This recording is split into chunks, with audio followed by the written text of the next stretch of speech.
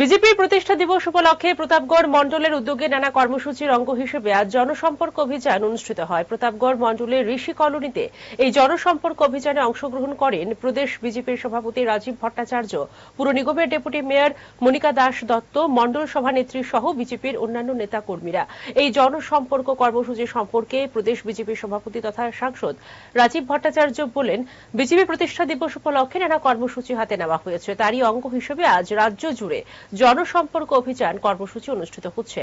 এই জনসম্পর্ক অভিযানের মূল লক্ষ্য হচ্ছে কেন্দ্র ও রাজ্য সরকারের বিভিন্ন প্রকল্পগুলি বেনিফিশিয়ারিদের কাছে সঠিকভাবে পৌঁছানো এবং বেনিফিশিয়ারি তা থেকে কতটা উপকৃত হয়েছেন এই বিষয়ের সম্পর্কে জানতেই জনগণের সঙ্গে মতবিনিময় করা। আপনারা সবাই জানেন যে আমাদের ভারতীয় জনতা পার্টির 1980 সনের 6ই এপ্রিল ভারতীয় জনতা পার্টির প্রতিষ্ঠা হয়েছিল। আমাদের প্রাক্তন প্রয়াত প্রধানমন্ত্রী অটল বিহারী বাজপেয়ীজির হাত ধরে, এবং গতকালকে আমরা তার 46তম প্রতিষ্ঠা বার্ষিকী আমরা উদযাপন করেছি। তো আমরা আমাদের যে রাষ্ট্রীয় নেতৃত্ব ওনারা সিদ্ধান্ত নিয়েছেন যে এই প্রতিষ্ঠা দিবসকে সামনে রেখে বিভিন্ন কর্মসূচি আমাদের নেওয়া হয়েছে। তার মধ্যে একটা বিশেষ সেটা হলো জনসম্পর্ক।